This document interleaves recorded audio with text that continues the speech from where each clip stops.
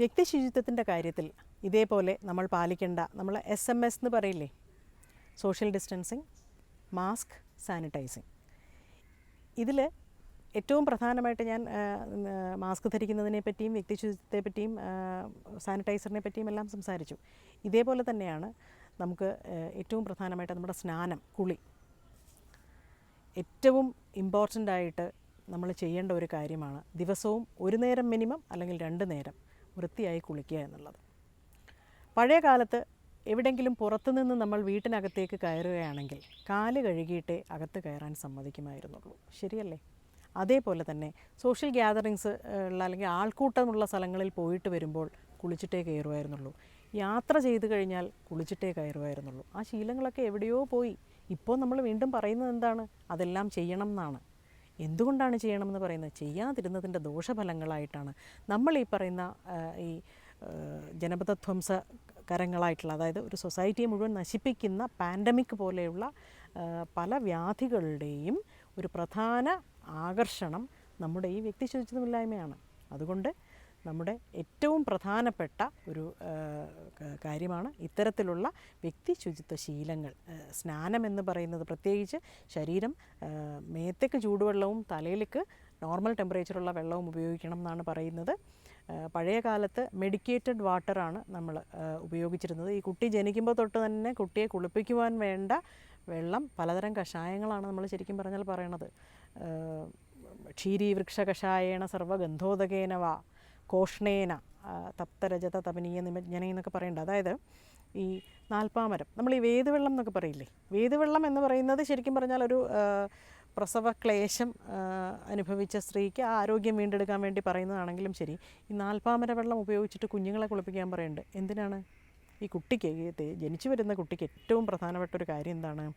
മറ്റ് പരിസരങ്ങളിൽ നിന്നുമുള്ള മറ്റ് കുട്ടിയെ ഹാൻഡിൽ ചെയ്യുന്ന വ്യക്തികളിൽ നിന്നും ഒന്നും രോഗങ്ങൾ വരാതിരിക്കുക എന്നുള്ളൊരു കാര്യമാണ്, അല്ലേ? അതുകൊണ്ട് ഈ നാൽപ്പാമര വെള്ളം എന്ന് പറയുന്നത്, ക്ഷീരീവൃക്ഷം എന്ന് പറഞ്ഞു കഴിഞ്ഞാൽ ഈ നാൽപ്പാമരത്തിനെയാണ് പറയണത്.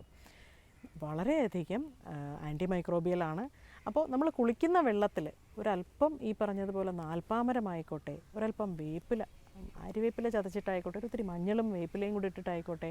മഞ്ഞൾ ഈ പറഞ്ഞതുപോലെ എല്ലാവിധ ടോക്സിൻസിനും മൈക്രോബ്സിനും ഒക്കെ എതിരായിട്ട് ഉപയോഗിക്കാവുന്ന ഒരു സാധനമാണ്. അലർജികൾക്ക് നല്ലതാണ്. ഏറ്റവും പ്രയോജനപ്പെട്ട ഒരു സാധനമാണ് മഞ്ഞൾ. അപ്പോൾ ഇത്തരത്തിലുള്ള പച്ചമരുന്നുകൾ, ഇപ്പോൾ സർവ്വഗന്ധോദകം എന്ന് പറയുന്നത്, സർവ്വഗന്ധം എന്ന് പറയുന്ന ഒരു ഇതാണ്, പ്രത്യേക ഇതാണ്.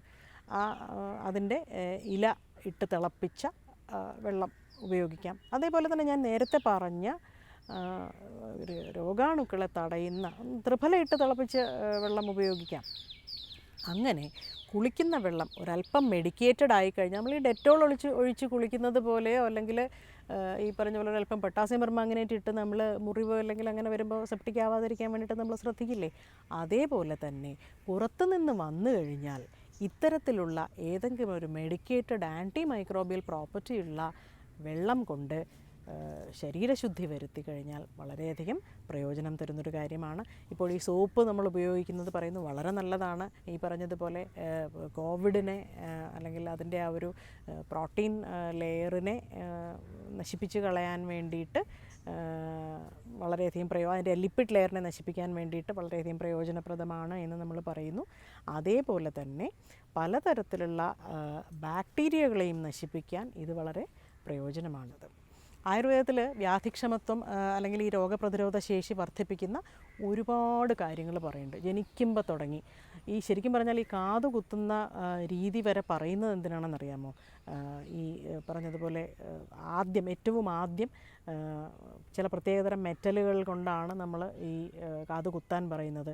അതിനുശേഷം നമ്മൾ സാധാരണ എല്ലാ കാര്യത്തിനും മെഡിക്കേറ്റഡ് ആയിട്ടുള്ള ഓയിൽസാണ് ആയുർവേദത്തിൽ പറയുന്നത്. പക്ഷേ കാത് കുത്തിക്കഴിഞ്ഞാൽ അവിടെ അപ്ലൈ ചെയ്യാൻ പറയുന്നത് ആമതൈലേന സിഞ്ചിയത്, അതായത് ഒട്ടും പാകമാക്കാത്ത പച്ച തൈലം കൊണ്ട് ഇടാനാണ് പറയണത്.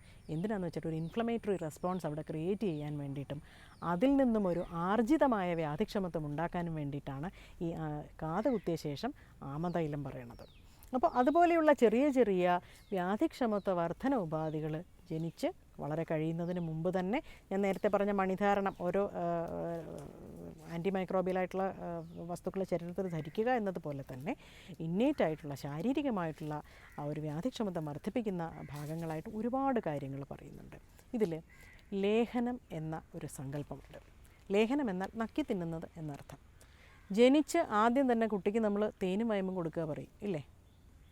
ഈ തേനും വയമ്പും കൊടുക്കുന്നത് തന്നെ വ്യാധിക്ഷമത്വ വർധനത്തിൻ്റെ ഒരു ചെറിയ ഒരു ഉദാഹരണമാണ്.